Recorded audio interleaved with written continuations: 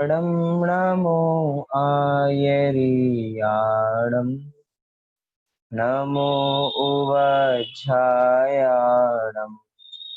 नमो लोईसविसाहुणम्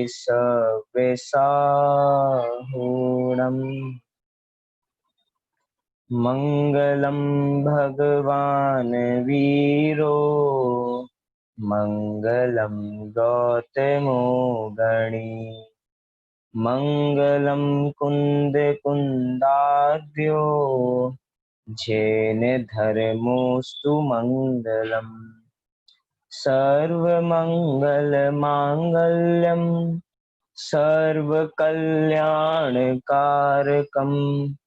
प्रधानम सर्वधर्माणां जैनम जयतु शासनम जैनम जयतु शासनम। जैन श्रावकाचार, जिसके अंतर्गत हम 11 प्रतिमाओं का स्वरूप क्रम क्रम से समझ रहे हैं कि अलग अलग 11 दर्जों को समझ रहे हैं, 11 अलग अलग स्तरों को समझ रहे हैं। जैसे जैसे भूमिका बढ़ती जाती है उसके प्रकार अपने शुभ भाव भी बढ़ते जाते हैं, और बाहर की शुभ भाव होंगे तो बाहर की शुभ प्रवृत्ति भी होती चली जाती है। तो इन्हीं 3 चीजों को अर्थात शुद्धोपयोग, शुभ भाव और शुभ प्रवृत्ति को, इन 3 चीजों को हम इसके माध्यम से जान रहे हैं। आइए, अपनी चर्चा कहाँ तक हो चुकी थी? 11 प्रतिमाओं में से हम कितनी प्रतिमाओं की चर्चा देख चुके? वर्षा जी, आपका कोई प्रश्न है?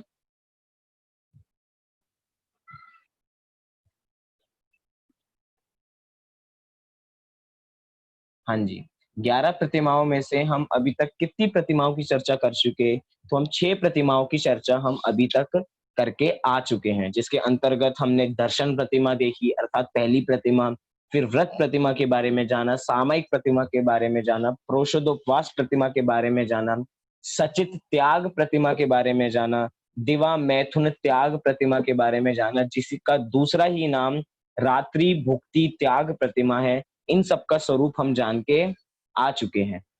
अब हम बढ़ते हैं अपनी अगली प्रतिमा की ओर, अर्थात 7वीं प्रतिमा, जिसका नाम है ब्रह्मचर्य प्रतिमा। क्या नाम है? ब्रह्मचर्य प्रतिमा। ये ऐसी प्रतिमा है, अधिकतर हमने समाज में कभी सुना होगा, तो ये सुना होगा कि ये 7वीं प्रतिमाधारी है। कभी मतलब इतनी ज्यादा प्रसिद्ध और नहीं होंगी कि इन्होंने 5वीं प्रतिमा धारण की है, दूसरी प्रतिमा, लेकिन ये कुछ ऐसी प्रतिमाएं हैं जो हम समाज में भी सुनते हैं कि इन्होंने ये वाली प्रतिमा ले रखी है। उसमें से एक प्रतिमा है ब्रह्मचर्य प्रतिमा। इन्होंने ब्रह्मचर्य प्रतिमा को ले रखा है, अर्थात 7वीं प्रतिमा को। या तो हमने सुना होगा कि इन्होंने 11वीं प्रतिमा को धारण कर रखा है, अर्थात कुछ ऐसी प्रतिमाएं, दूसरी प्रतिमा, 7वीं प्रतिमा और 11वीं प्रतिमाएं हम प्रसिद्ध है, मतलब हमने सुन रखा है। आज हम इसका स्वरूप भी समझ लेते हैं कि ब्रह्मचर्य प्रतिमा का क्या स्वरूप होता है। ब्रह्मचर्य प्रतिमा को समझने से पहले देखते हैं कि ब्रह्मचर्य शब्द का प्रयोग कहाँ कहाँ किया जाता है।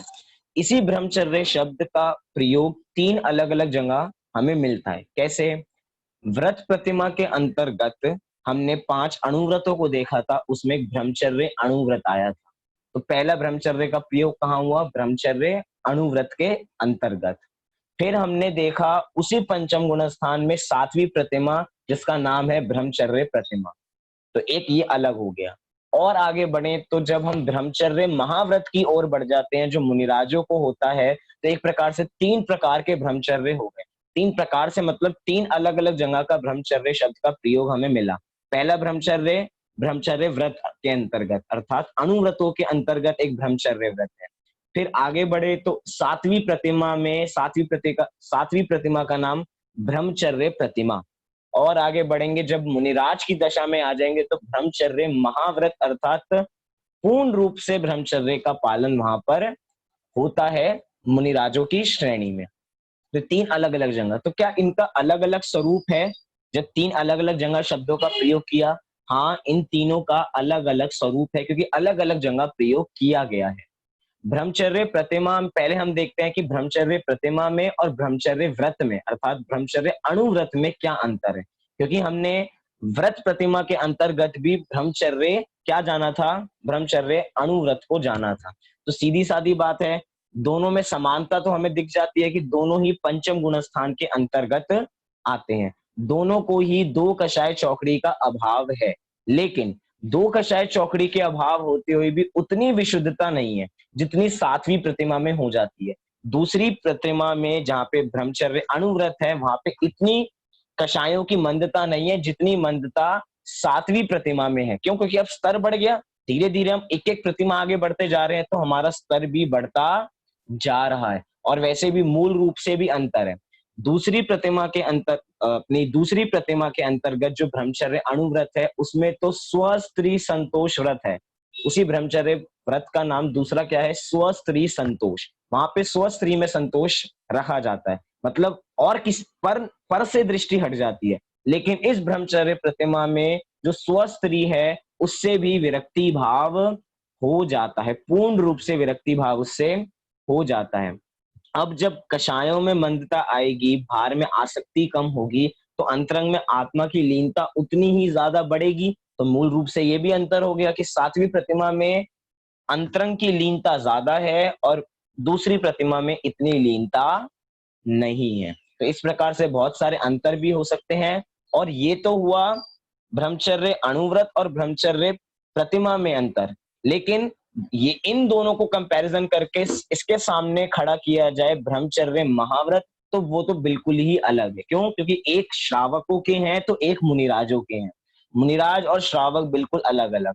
मतलब श्रावक प्रैक्टिस कर रहे हैं मुनिराज जैसा बनने के लिए, वो ब्रह्मचर्य लिया है तो अब उस ब्रह्मचर्य का दृढ़ता से पालन कर रहे हैं। क्यों? क्योंकि अभी उन्होंने क्या लेना है, उन्हें अभी मुनिराज बनना है, वो मुनिराज बनने की तैयारी कर रहे हैं। तो यहाँ पे तो पूर्ण रूप से महाव्रती हो गया, अर्थात किसी भी रूप में कहीं पे भी इसका खंडन नहीं होगा। मतलब ब्रह्मचर्य महाव्रत का अतिचार भी नहीं लगेगा। एक बार को ब्रह्मचर्य अणुव्रत में अतिचार लग सकता था, लेकिन सातवीं प्रतिमा में वो अतिचार भी हटा दिया और अपनी भूमिका बढ़ गई, हम मुनिराज बन गए। तो उन चीजों से भी रहित होकर विशुद्ध रूप से इस व्रत का पालन होता है। तो आइए एक बार हम इस ब्रह्मचर्य प्रतिमा के स्वरूप को बनारसी दास जी के छंद के माध्यम से जानते हैं, फिर इसके बारे में विशेष चर्चा करेंगे। क्या कह रहे हैं बनारसी दास जी? जो नव बाड़ी सहित विधि साधे, निश दिन ब्रह्मचर्य आराधे, सो सप्तम प्रतिमा धर ज्ञाता, शील शिरोमणि जगत विख्याता। अर्थात ब्रह्मचर्य प्रतिमाधारी को शील शिरोमणि कह दिया। अर्थात शिरोमणि कौन होते हैं? जो बिल्कुल टॉप पे होते हैं। अब यहाँ पे ब्रह्मचर्य प्रतिमा में उनका शील क्या हो गया? उनका शील अब शिरोमणि बन गए हैं, सिर का ताज बन गए हैं, महान हो गए हैं, जगत में विख्यात हो गए हैं। क्यों? क्योंकि अब शील शिरोमणि, जो भी शिरोमणि सिर पे लगती है, अर्थात जो मुकुट होता है उसका जो मणि होता है, वो जगत विख्यात हो जाता है। क्यों? क्योंकि जो भी मस्तक के ऊपर चीज आती है वो जगत विख्यात होती है। तो ब्रह्मचर्य प्रतिमा कैसी है? ये शील की शिरोमणि है, इसीलिए जगत विख्यात ही हो जाती है, जगत प्रसिद्ध हो जाती है। क्यों? क्योंकि इसके अंदर शील की रक्षा की जा रही है। शील क्या है? शील अपना ही है, ये तो शील एक है। इसी के उत्तर भेद देखेंगे तो 18,000 शील के उत्तर भेद हो जाते हैं। मतलब इन सब की रक्षा करने के लिए ब्रह्मचर्य प्रतिमा धारण की गई है। अब क्या क्या होता है इस ब्रह्मचर्य प्रतिमा के अंतर्गत, इसको भी देखेंगे। उससे पहले हम देखते हैं कि ब्रह्मचर्य शब्द का मतलब क्या होता है। ब्रह्मचर्य शब्द का क्या अर्थ है? दो शब्द हैं, ब्रह्म प्लस चर्य। क्या शब्द है? ब्रह्म प्लस चर्य। ब्रह्म माने क्या होता है? ब्रह्म माने होता है आत्मा। ब्रह्म माने आत्मा। चर्य अर्थात चरना, अर्थात आत्मा में चरना, आत्मा में विचरना, आत्मा में लीन होना ही ब्रह्मचर्य प्रतिमा है। वास्तव में तो ब्रह्म स्वरूप में ही आ जाना, ब्रह्म स्वरूप में ही चरने लग जाना, उसी में अपना दिन व्यतीत करना, वो ही ब्रह्मचर्य प्रतिमा है। अर्थात अपनी आत्मा के समीप आने का नाम ही ब्रह्मचर्य प्रतिमा है, और समीप आके उसी में लीन हो जाने का नाम वास्तव में ब्रह्मचर्य प्रतिमा है। अब बाहर में जो हम देखते हैं कि पंच इंद्रिय के विषयों से रहित, उसमें भी पंच इंद्रिय के विषयों में भी एक इंद्रिय को देखते हैं, स्पर्शन इंद्रिय को। स्पर्शन इंद्रिय के भी किसी एक अंश को, जो मैथुन है, उसको ही हम, मैथुन के त्याग को ही हम ब्रह्मचर्य समझते हैं। लेकिन ये जो ब्रह्मचर्य है इसमें 5 इंद्रिय के भोगों का त्याग होता है, अर्थात यथाशक्ति यथा भूमिका अनुसार क्या होगा, 5 इंद्रिय के विषयों का त्याग, मतलब जो जो आत्मा में लीन होने में बाधक हो उसका त्याग, मतलब चक्षु इंद्रिय के विषय का भी त्याग। मतलब हम चक्षु इंद्रिय के माध्यम से पर पदार्थ देखते हैं और वो पर पदार्थ आत्मा को जानने में सहकारी नहीं है, तो पर पदार्थ जानना भी आपका व्यर्थ हो गया। मतलब हम चक्षु इंद्रिय का प्रयोग कर रहे हैं, हम रसना इंद्रिय का प्रयोग कर रहे हैं, हम कर्ण इंद्रिय का प्रयोग कर रहे हैं, हम स्पर्शन इंद्रिय का प्रयोग कर रहे हैं, और इन सब का प्रयोग करके आत्मा को नहीं जानना, क्योंकि इंद्रियों के माध्यम से तो आत्मा को जाना ही नहीं जाता है, क्योंकि आत्मा अतीन्द्रिय है और इंद्रियों के माध्यम से तो इंद्रिय जनित चीजें ही दिखाई देंगी, उसका विषय ही वो बन सकते हैं। अर्थात इन सब से रहित होके, किसी भी स्पर्शन इंद्रिय के विषयों से रहित होके, उसके एक अंश मैथुन से अलग होके, और भी रसना इंद्रिय भोजन से रहित होके, क्यों, क्योंकि अभी पहली प्रतिमाओं का सारा स्वरूप ध्यान रखिए, पहली प्रतिमाओं में वो बार बार व्रत अंगीकार कर लेता है, महीने में 4 बार व्रत आ जाते हैं, मतलब अष्टमी चतुर्दशी ऐसे महीने में करते करते 4 बार व्रत हो जाते हैं, मतलब जितनी ज्यादा वो चाहता है, वो विषयों से बचना चाहता है, जितना वो विषयों से बचेगा उतनी ही वे अपनी आत्मा में जा पाएगा। इसीलिए ब्रह्म स्वरूप में लीन हो जाने का नाम ही ब्रह्मचर्य प्रतिमा होता है। लेकिन यहाँ पे मूल रूप से उस मैथुन त्याग के संबंध में यहाँ पे कैसी चीजें होती हैं, शील की रक्षा किस प्रकार से की जाती है, इसका स्वरूप यहाँ पे स्पष्ट कर रहे हैं। क्या कह रहे हैं बनारसी दास जी, जो नव बाड़ी सहित विधि साधे, किसको साधे, ब्रह्मचर्य प्रतिमा को साधे, और किस विधि से साधे, तो नव बाड़ी सहित, अर्थात नव बाड़ों से सहित। जैसे खेत है तो खेत की रक्षा करने के लिए बाड़ लगा दिए जाते हैं, कांटे लगा दिए जाते हैं, जिससे खेत की रक्षा हो, लेकिन आज तो वो भी असफल होते जा रहे हैं। क्यों? क्योंकि टिड्डी दल ने ऊपर से हमला कर दिया, अब लोग किसान हर जगह बचाने की कोशिश कर रहे हैं लेकिन रक्षा नहीं कर पा रहे। लेकिन अब सामान्य रूप से तो बाड़ लगा दिए जाते हैं, जिससे कोई जंगली जानवर उस फसल को खराब ना कर दें या कोई भी खराब ना कर दे, इसकी वजह से बाड़ लगाए जाते हैं। मतलब खेत की रक्षा के लिए बाड़ लगाए जाते हैं। ऐसे ही शील की रक्षा के लिए यहाँ पे नव बाड़ लगाए जा रहे हैं, वो नव बाड़ हमारी रक्षा करेंगे। कल भी हमने नव बाड़ की चर्चा की थी, वो नव बाड़ अलग प्रकार के थे, मन वचन काय कृत कारित अनुमोदना। यहाँ पे जिन नव बाड़ की हम बात करेंगे वो थोड़े अलग प्रकार के होंगे, इसलिए उसकी चर्चा भी करेंगे। तो इसीलिए नव बाड़ों से सहित हमें अपनी शील की रक्षा करनी है, ब्रह्मचर्य प्रतिमा का पालन करना है। और क्या, निश दिन ब्रह्मचर्य आराध्य, निश दिन अर्थात पूरे ही दिन। पहली प्रतिमा का स्वरूप देखिए, पहली में क्या था, दिवा मैथुन त्याग प्रतिमा, अर्थात दिवस में मैथुन का त्याग किया था। लेकिन अब यहाँ पे 7वीं प्रतिमा में आते ही दिन रात को सब कुछ छोड़ के, अर्थात किसी भी समय कुछ ऐसी क्रियाएं नहीं करना, मात्र अपनी आत्मा में लीन होना, निश दिन सब कुछ, दिन में भी रात को भी इसका त्याग करके वे अपने स्वरूप में लीन हो जाते हैं। ब्रह्मचर्य से मतलब उनकी पत्नी तो उनके साथ रहेंगी, अगर विवाहित है तो पत्नी उनके साथ रहेंगी, लेकिन उनके साथ ऐसा कोई व्यवहार नहीं होगा। वे उनको खाना भी परोसेंगी, लेकिन कुछ ऐसा व्यवहार नहीं होगा जिससे गलत काम होवे। अर्थात हमेशा अपनी आत्मा में ही ली रहेंगे, उनका परिवार भी होगा, परिवार को भी देखा जाएगा, लेकिन ब्रह्मचर्य से रहेंगे, अर्थात शील की रक्षा में रहेंगे। अर्थात अब संतान उत्पत्ति की कोई चांस ही नहीं होते। सारी, मैंने एक शुरुआत के दिन में बताया था, ये सारी प्रतिमा एक दूसरे से कनेक्टेड है, क्योंकि अब निज दिन ब्रह्मचर्य के स्वरूप में रहेंगे, अपनी आत्मा में रहेंगे, तो बाहर के ऐसे ऊट पटांग कार्य नहीं करेंगे। ऊट पटांग कार्य नहीं करेंगे तो आरंभ इकट्ठा नहीं करेंगे। आरंभ हम इतना सारा इकट्ठा क्यों करते हैं? क्योंकि हमें अपनी संतान को देना है, अर्थात हमें अपनी पीढ़ी चलानी है, तो पीढ़ी को आगे देने के लिए इकट्ठा किया जाता है, घर को अच्छा बनाया जाता है, ज्यादा से ज्यादा पैसा इकट्ठा किया जाता है। लेकिन 7वीं प्रतिमा में अब संतान उत्पत्ति की कोई बात ही नहीं है। जब संतान उत्पत्ति नहीं होगी तो किसके लिए कमाना, किसके लिए क्या करना, अब वो आरंभ का त्याग कर देता है अगली प्रतिमा में। मतलब सारी प्रतिमाएं एक दूसरे से आगे आगे कनेक्टेड हैं, अपने स्वरूप में लीन होने की ओर प्रेरणा देती हैं कि हमें शीघ्र अतिशीघ्र अपनी आत्मा में लीन होना चाहिए। तो कह रहे हैं निश दिन ब्रह्मचर्य आराध्य, निश दिन ब्रह्मचर्य स्वरूप में रहते हैं। फिर सो सप्तम प्रतिमाधर ज्ञाता, वो ही सप्तम प्रतिमा को धारण करने वाले उसके ज्ञाता होते हैं। वो ही शील शिरोमणि होते हैं और जगत में विख्यात होते हैं। क्या लिख रहे हैं इधर इसका अर्थ? सातवीं प्रतिमाधारी श्रावक की स्वरूपानंद में विशेष लीनता अर्थात शुद्ध परिणति बढ़ जाने से आसक्ति भाव और भी घट जाता है।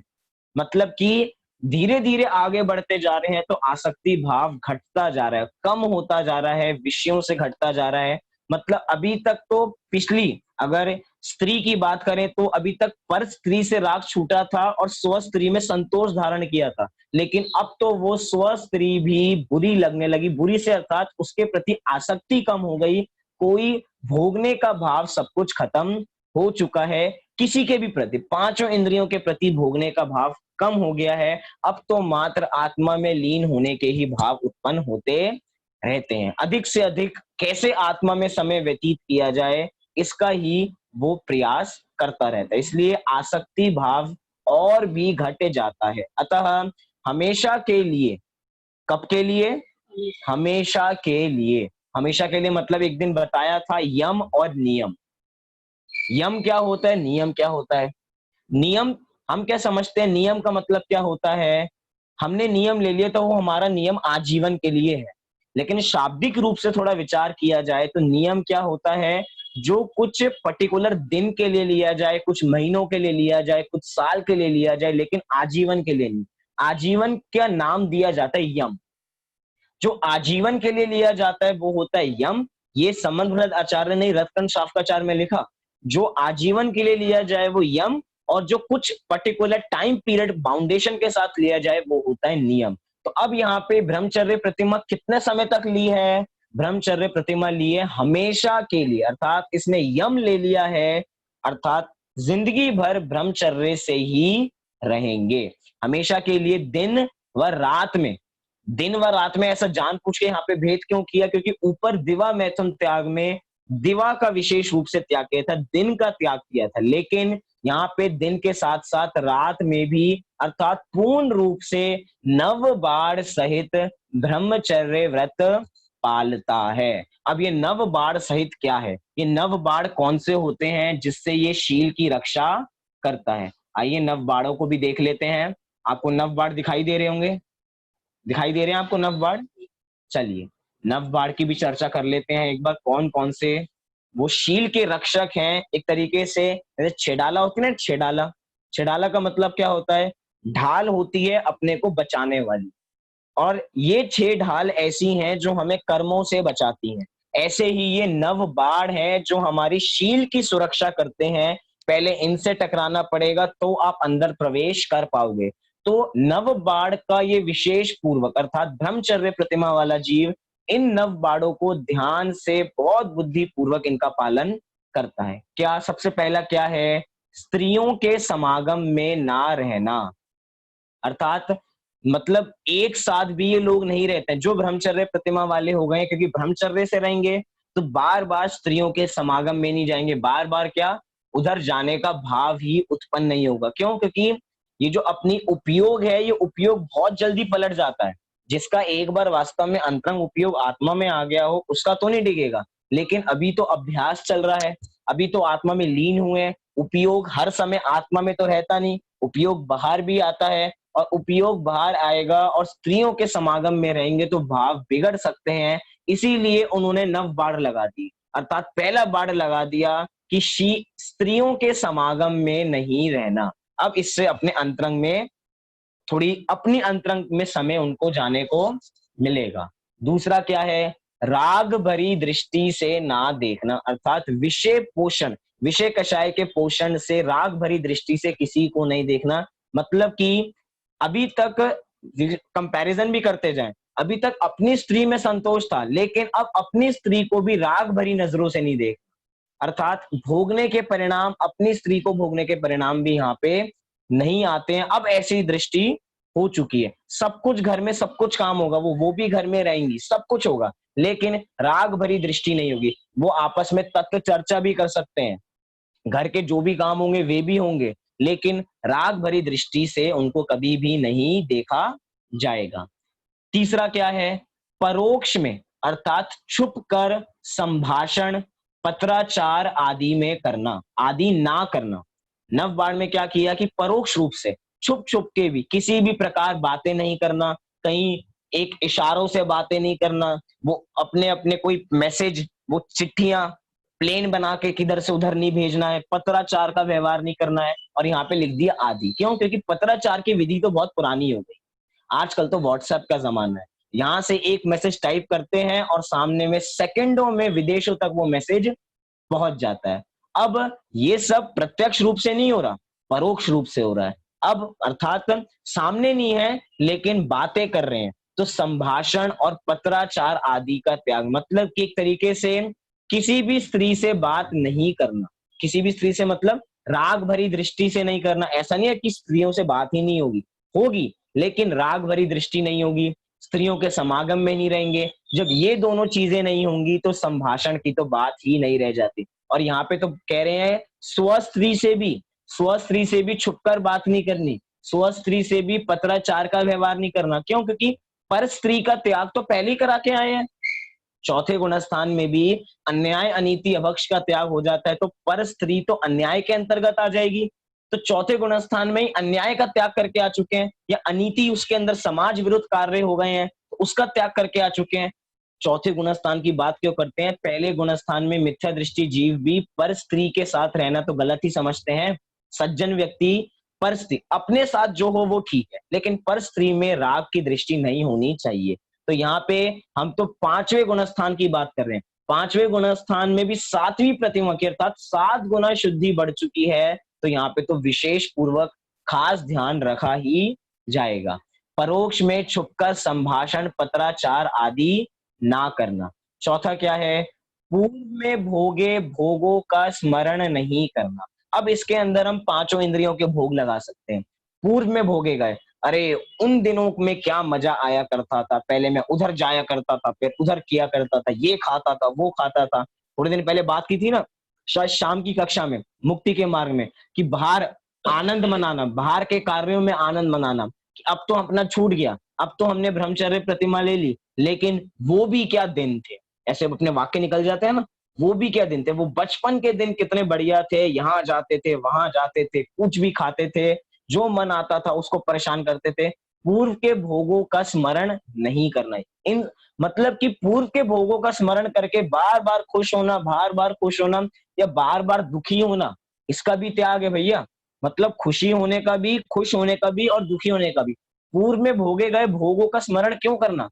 पूर्व में तो भोग चुके, अब उसको याद करके क्या लाभ है? क्यों? क्योंकि हम देख चुके हैं प्राग भाव, पूर्व की पर्याय का वर्तमान में अभाव है, तो अब पूर्व की पर्याय को क्या याद करना? इसीलिए अब पूर्व के भोगों के वे स्मरण नहीं करते हैं, चाहे कितना ही भोगा हो, लेकिन अब याद नहीं करना। क्यों? क्योंकि अब हम आगे बढ़ चुके हैं, अब पीछे मुड़ने वाले नहीं है। जो बार-बार पीछे मुड़ के देखेंगे, वो पीछे ही रह जाएँगे, उनकी आगे टक्कर हो जाएगी। क्यों? क्योंकि आगे देख के चलेंगे तो ही तो चल पाएँगे, पीछे देख के मैं चलता जाऊँ तो आगे गड्ढा है तो नीचे गिर जाऊँ। लेकिन अब ये लोग बस आगे देखते हैं, फॉरवर्ड रहते हैं, बैक में नहीं देखते। पांचवा क्या है? काम उत्पादक गरिष्ठ भोजन नहीं करना। अरे ये तो बड़ा कठिन हो गया। गरिष्ठ भोजन नहीं करना, कभी शादी में चले जाएं, कभी मेहमानों के घर चले जाएं, तो काम उत्पादक गरिष्ठ भोजन अर्थात पेट भर के, जितनी पेट में क्षमता ना हो उससे भी ज्यादा खा लेना। कई बार तो ऐसा होता है 10 व्यंजन सामने रखे हैं और तुक्के से 10 के 10 व्यंजन हमारी मन पसंद है, तो समझ में नहीं आता किसको पहले खाया जाए। रसगुल्ले को पहले खाएं या गुलाब जामुन को पहले खाएं या रसमलाई को पहले खाएं। जब जब रसमलाई को खा रहे होते हैं तो गुलाब जामुन की याद आ जाती है, तो रसमलाई का स्वाद रह जाता है। और जैसे ही गुलाब जामुन खाते हैं तो वहीं पर जलेबी दिख जाती है। अब जलेबी मतलब किसी का स्वाद हम नहीं ले पाते हैं। क्यों? क्योंकि गरिष्ठ भोजन करने की आसक्ति कितनी है। गरिष्ठ भोजन क्यों करता है कोई?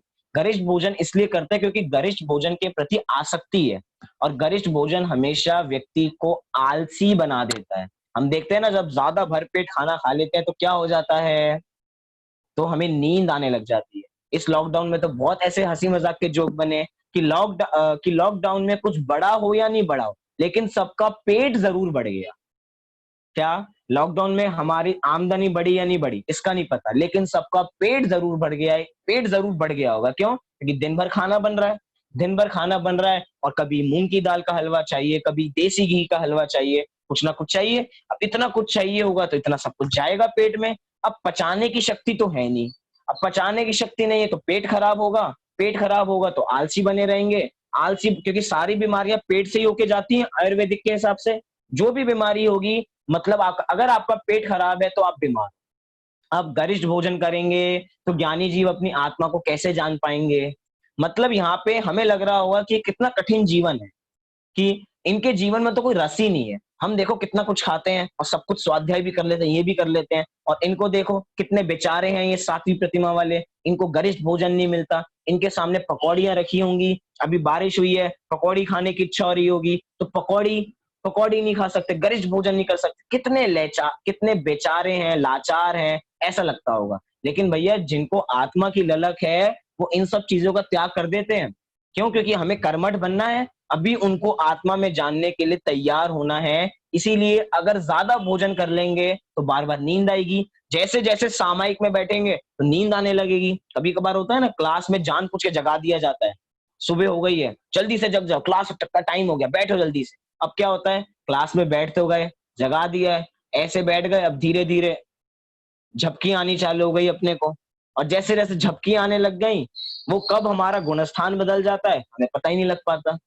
हम तो अपने ही दुनिया में पहुँच जाते हैं, फिर बाद में जगाया जाता है, भैया जागो। तभी कहते हैं ज़्यादा मत खाया करो, इतनी नींद आती है तुम्हें। मतलब काम उत्पादक गरिष्ठ भोजन का भी त्याग यहाँ पे हो जाता है। तो ये हो गया अपना 5वां बाड़। अगला बाड़ क्या है? काम उत्पादक श्रृंगार नहीं करना। क्या? काम उत्पादक श्रृंगार नहीं करना, अर्थात ना स्वयं श्रृंगार करना है, क्योंकि स्वयं तो श्रृंगार करेंगे ही नहीं, और सामने को अगर किसी ने श्रृंगार कर भी रखा है, काम उत्पादक श्रृंगार कर भी रखा है, तो उससे प्रभावित नहीं होना। हम देखते हैं जम्बू स्वामी जी को, जम्बू स्वामी जी की हमने कथा सुन रखी है, शुरू से वैरागी प्रकृति के, सामने चारों ही स्त्रियां इतनी तैयार होके, इतने श्रृंगार पूर्वक तैयार होके भी उनके वैराग्य को डिगा नहीं पाई। क्यों? क्योंकि वो तो शुरू से ही वैरागी थे। उनको अभी आई हुई 4 स्त्रियां क्या डिगा सकती हैं? उनके माता-पिता सोच रहे थे कि इतनी तैयार होके जाएँगी तो अपने झांसे में फँसा लेंगी। लेकिन ऐसा नहीं हुआ। हम सेठ सुदर्शन जी की कथा सुनते हैं कि सेठ सुदर्शन सा हो जाऊं, ये आपने भजन सुना होगा। मन में ना उत्पन्न होए कोई भी विकार, मतलब उस भजन की बहुत बढ़िया पंक्तियां हैं कि मन में किसी प्रकार का विकार भाव उत्पन्न नहीं होना चाहिए, चाहे हम कितनी भी काम उत्पादक श्रृंगार को देखें। अर्थात हम कैसे भी पोस्टर को देखें, हम कोई भी न्यूज़पेपर पढ़ रहे हैं, कुछ भी कर रहे हैं, लेकिन अब काम उत्पादक श्रृंगार नहीं करना। अगर कोई करता है तो उसको देख के राग भरी दृष्टि ना होना।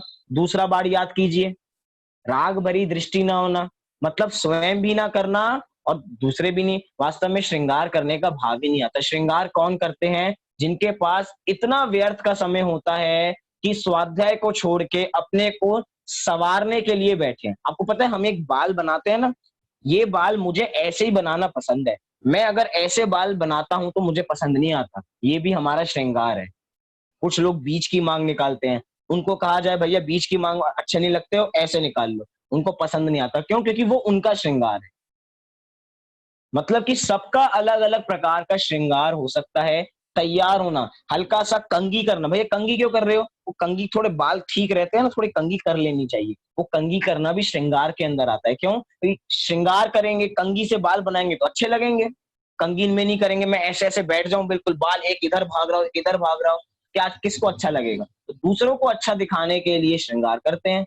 मतलब मैं ऐसा नहीं कह रहा कि ज्ञानी के जीवन में कुछ नहीं करते हों, मतलब बाल भी ना बनाते हों, सब कुछ होता है। लेकिन काम उत्पादक श्रृंगार नहीं करते हैं, जिससे काम की उत्पत्ति हो, खुद से भी और दूसरों को भी देख के वो काम की उत्पत्ति नहीं करते हैं। अगला क्या है 7वां का, स्त्रियों के आसन, पलंग आदि पर नहीं सोना, ना बैठना। अर्थात जिस आसन पर स्त्री बैठी है या जिस पलंग पे वे आराम कर रही हैं, उस आसन पे ज्ञानी जीव जो 7वीं प्रतिमाधारी हैं, वे नहीं बैठते हैं। अगर देखा भी है, हमने तो प्रत्यक्ष अपनी आँखों से देखा स्मारक में कि वहाँ पे क्या है, कुछ लोग जो इस मतलब बहुत दृढ़ता से पालन करते हैं, तो वहाँ पे हवा से शुद्धि मानते हैं। हवा से शुद्धि मानते हैं मतलब क्या? जब जैसे कि कोई पुरुष है, कोई स्त्रियों का एक उन्होंने ब्रह्मचर्य प्रतिमा ले रखी है, अर्थात किसी महिला ने ब्रह्मचर्य प्रतिमा ले रखी है। अब किसी आसन पे आके पुरुष बैठ गया। अब वो पुरुष चला गया तो तुरंत उस आसन पे नहीं बैठेंगे।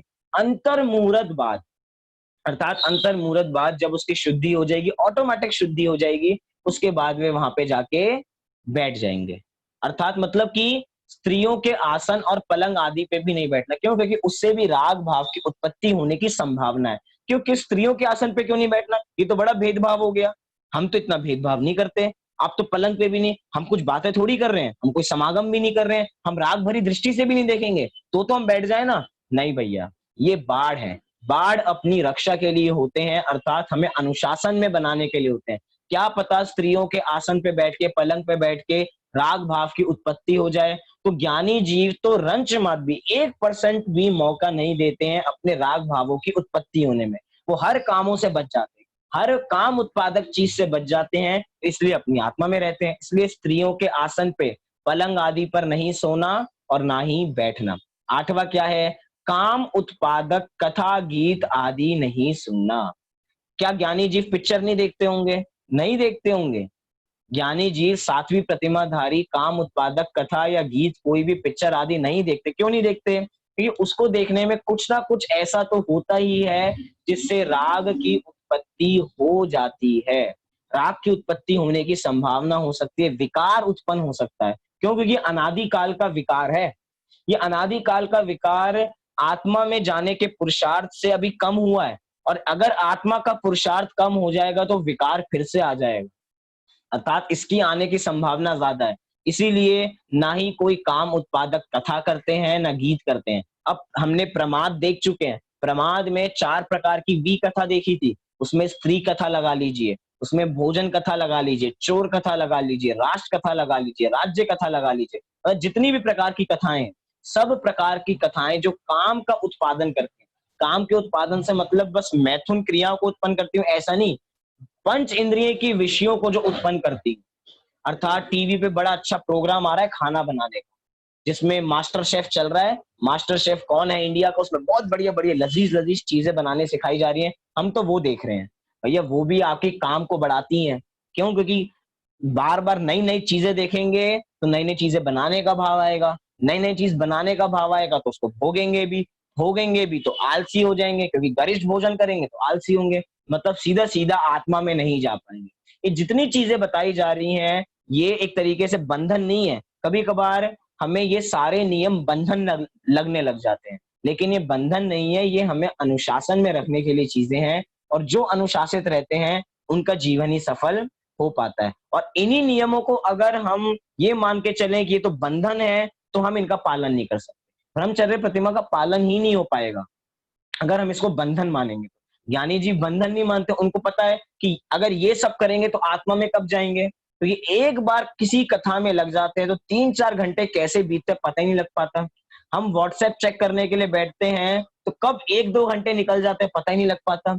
एक नॉर्मल साइकोलॉजी है कि हमारा ब्रेन इतनी बार मैसेज भेजता है, क्या मैसेज भेजता है कि आप अपना व्हाट्सएप चेक करो। व्हाट्सएप पे मैसेज आया हो या नहीं आया हो, लेकिन बार बार अंदर से मैसेज आता है, कभी किसी ने मैसेज तो नहीं भेजा होगा, एक बार चेक कर लेते हैं। मतलब 100 बार में से 50 बार तो ऐसा होता है किसी ने मैसेज भेजा नहीं है, लेकिन बार बार दृष्टि जाती है फोन पे। ये क्या है, अपनी मनोविज्ञान इतना विकृत हो चुका है कि बार बार कथाओं में जाता है, तो कब अपना समय बीत जाता है पता ही नहीं लग पाता। इसलिए वो इन सब चीजों से रहित हो जाते हैं। 9वां बार क्या है? भूख से अधिक भोजन नहीं करना। ये तो कुछ समझ में नहीं आया। हम तो नाश्ता भी करते हैं, कैसे करते हैं? भर पेट करते हैं, जैसे खाना कर रहे हो ना, जैसे खाना खा रहे हो, भोज कर रहे हो, 56 भोग जैसे होते हैं, उसकी तरह तो हम नाश्ता करते हैं। अपनी बात कर रहे हैं यहाँ पे। लेकिन ज्ञानी जीव का क्या है? भूख से अधिक भोजन नहीं करते हैं। वो हमने व्रत सुना है ना, ऊन उदर। ऊन उदर अर्थात ऊन अर्थात कम, उदर अर्थात पेट। पेट से कम भोजन करना, अर्थात भूख से कम भोजन करना। क्यों? कुछ लोग होते हैं खाना इतना अच्छा लग रहा है कि यहाँ तक भर लेते हैं। कुछ लोग तो होते हैं भैया यहीं तक भर लिया है, अब तो जो अंतरंग का सिस्टम है ना, वो मशीन घूम रही है, वो उस खाने को पचाने में, वो खाना पचा ही नहीं पा रही है। क्यों? क्योंकि खाना को हमने यहाँ तक भर लिया, ओवरलोड कर लिया। अब ओवरलोड हो गया तो उबकाई आने लग जाती है बार बार। उपकाई आती है तो उल्टी आने लग जाती है, उल्टी आती है तो तबीयत खराब हो जाती है। मतलब कि ये सारी चीजें एक दूसरे से कनेक्टेड हैं। अगर ज्ञानी जीवों की स्वास्थ्य ठीक नहीं होगा तो वे अपनी आत्मा में लीन नहीं हो पाएंगे। क्यों? क्योंकि बार बार शरीर की ओर ध्यान जाएगा। शरीर को ठीक रखने के लिए सब चीजें हैं।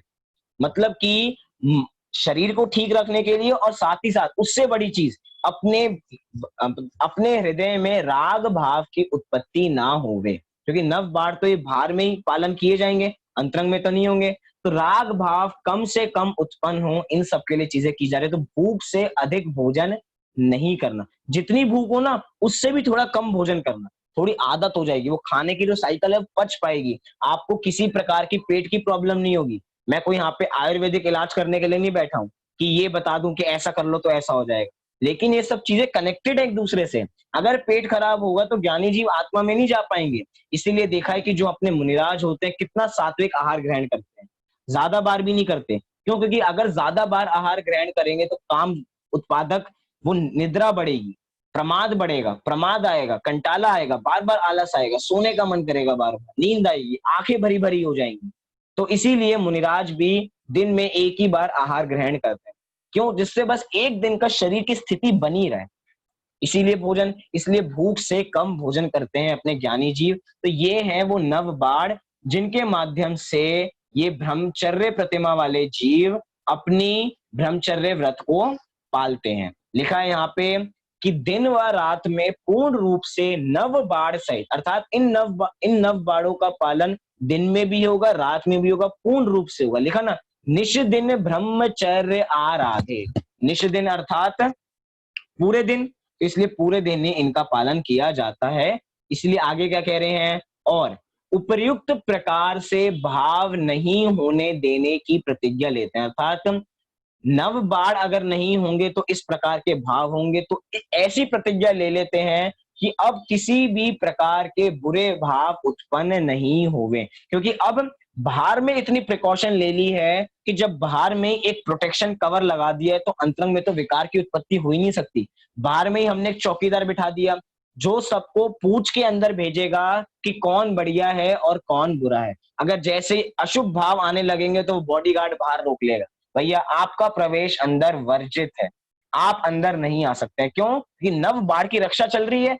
नव बाढ़ का पालन होगा तो ये बुरे भाव आएंगे ही नहीं, उत्पत्ति ही नहीं हो सकती। इसीलिए नव बाढ़ सहित ब्रह्मचर्य व्रत का पालन करते हैं, जिससे अधिक से अधिक समय अपनी आत्मा में व्यतीत कर सके। अतः उसकी प्रवृत्ति भी तदनुकूल ही होती है।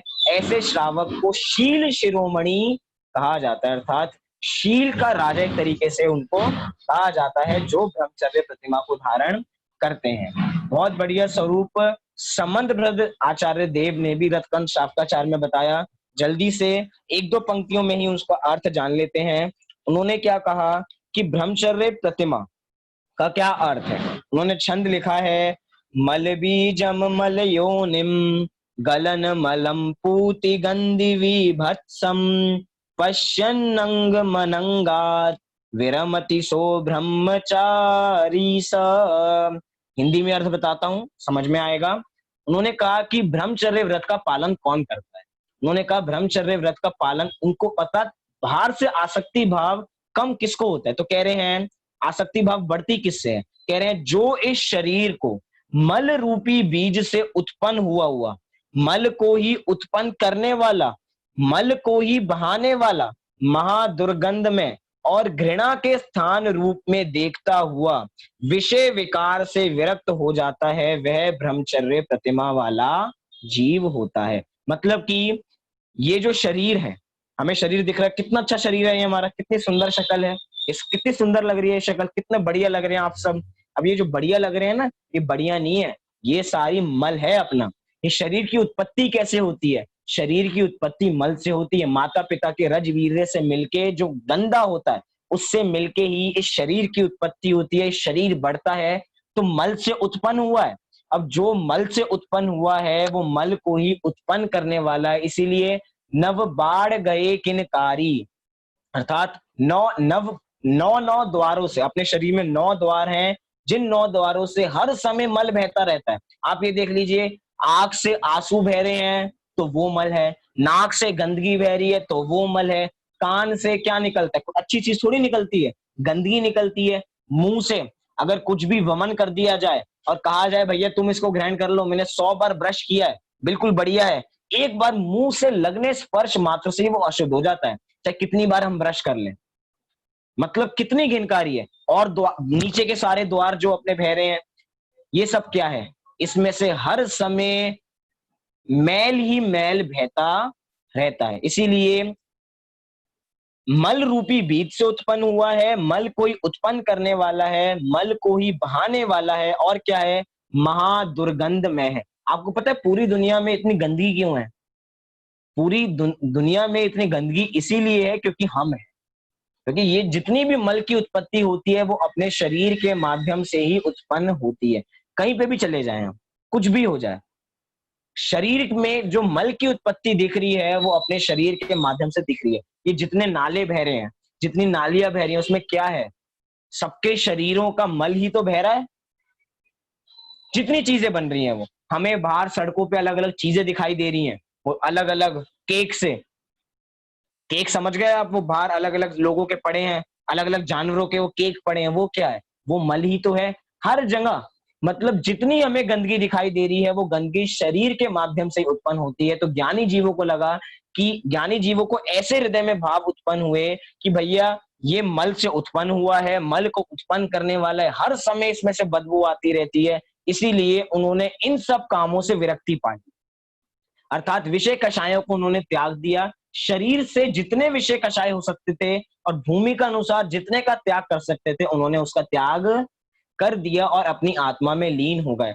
अगर कोई व्यक्ति मर जाता है, अर्थात उसका देहांत हो गया, तो कितने समय तक उसकी बॉडी रखी जाती है? अगर हमारा कोई रिश्तेदार विदेश में हो, तो विदेश में हो और उसके आने में 1 दिन हो, तो उसकी डेड बॉडी को भी फ्रीजर में रख देते हैं। क्यों? क्योंकि उसमें बदबू होने लग जाती है। इतनी बदबू होती है कि वो बदबू सहन नहीं की जाती है। घर में एक छोटा सा कोई चूहा हो, चूहा मर जाए, तो सोचो उस कमरे में कितनी बदबू हो जाती है। आप सबको इतना तो पता होगा, घर में कोई ना कोई जानवर मर जाते हैं, छोटे छोटे जानवर मर गए, अब उस कमरे में इतनी बदबू हो जाती है कि जब तक वो बाहर नहीं जाता तब तक हमारा रहना मुश्किल हो जाता है। मतलब ये शरीर कैसा है? हर समय इसमें बदबू ही बदबू, दुर्गंध ही दुर्गंध रहती है। लेकिन आजकल लोगों ने उपाय निकाल लिए दुर्गंध को मिटाने के लिए, वो फिस फिस एक वो डीओ छिड़कते हैं और खुशबूदार बन जाते हैं।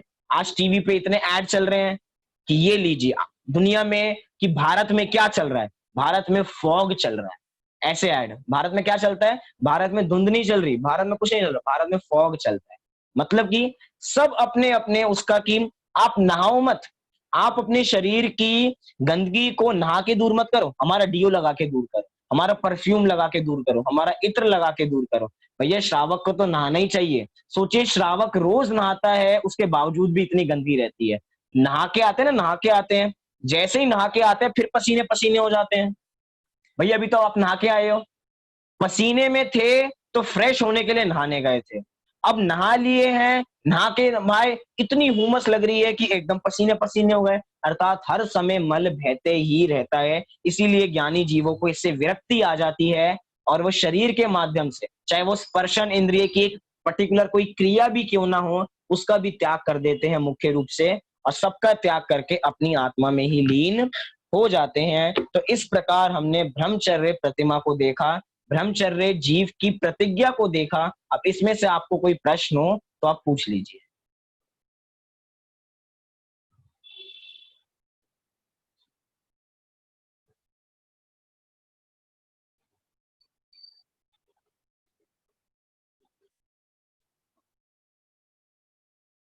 चलिए, जहां तक सब कुछ स्वरूप क्लियर है, ऐसा ही लग रहा है, तो एक सूचना कर देता हूं मैं। कल जो हमारी सुबह की कक्षा होने वाली है, वीर वीर शासन जयंती, वीर शासन जयंती पे जो विशेष हम देखेंगे महावीर भगवान के संबंध में, उनकी शिक्षाओं के बारे में, इसके बारे में देखेंगे। लेकिन इसके समय में थोड़ा परिवर्तन है। 8:15 रोज हमारी सुबह जो क्लास होती है वो कितने बजे होती है? 8:30। बस 15 मिनट पीछे कर लीजिए, 8:15 से अपनी कक्षा संचालित की जाएगी। अब जितनी भी आगे की कक्षाएं होंगी वो 8:15 ही उसका समय रहेगा, क्योंकि अब हमारी क्लासेस भी चालू होने वाली है। अभी हमारा भी फाइनल ईयर बचा है, तो वहां से भी जयपुर से क्लास संचालित होंगी। उसका समय भी 9 बजे से है, 9 से 10, तो वो टाइम थोड़ा कोलाइड करेगा। इसकी वजह से समय हमने थोड़ा 15 मिनट पीछे कर दिया। इसकी वजह से थोड़े दिन हो सकता है थोड़ी समस्या हो, क्योंकि 3 महीने से हम एक ही समय पे चर्चा कर रहे हैं, लेकिन एक दिन की बात है, उसकी भी आदत हो जाएगी। हाँ जी, बोलिए आस्था।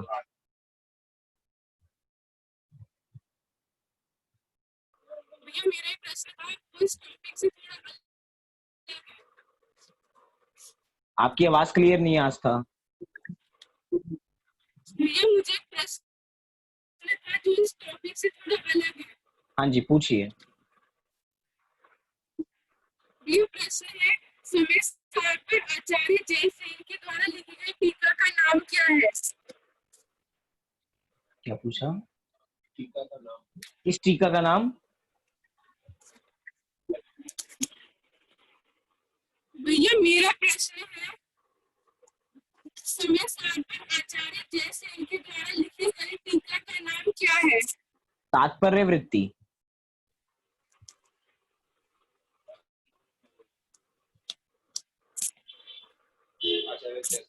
आचार्य जयसेन द्वारा लिखे टीका का नाम तात्पर्य वृत्ति है।